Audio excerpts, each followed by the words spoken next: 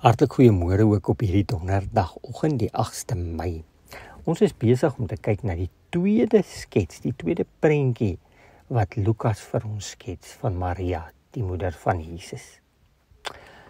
Vanoggend kyk ons hoe Lukas by ons die prentjie kom skets dat Jesus se ma Maria ook 'n profeet was.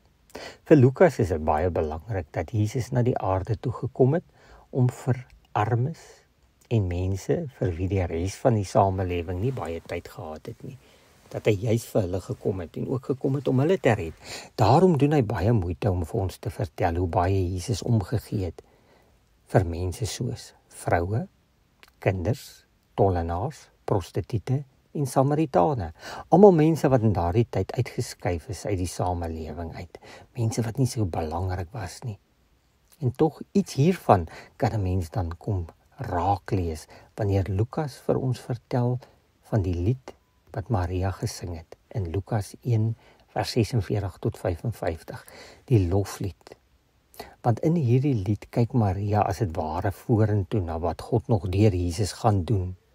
Sy word in dis waarheid in hierdie lied 'n profeet. Hoor wat sing sy? God het my in my geringheid raak gesien. Hy jaag die hoogmoediges uitmekaar. Hy ruk die maghebbers van hulle trone af. Hy oorlaai die behoeftiges met goeie gawes en hy stuur die rykes met leehande weg.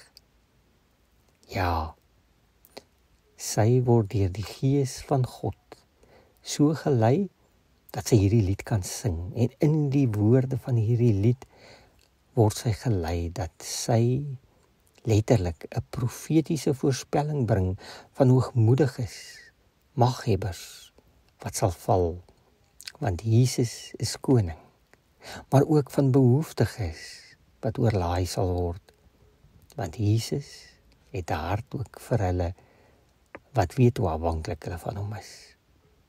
Liewe mammas, moeders, oumas, mag julle ook toelaat dat die invluistering van die Heilige Gees in julle lewens julle so naby aan ons Here Jesus laat lewe, dat julle ook woorde sal uiter wat deur die Gees geïnspireer is, net soos Maria.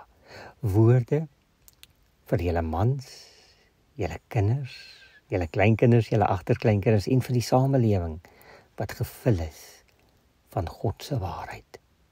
Ons as gemeente bid dit vir elke moeder. Amen.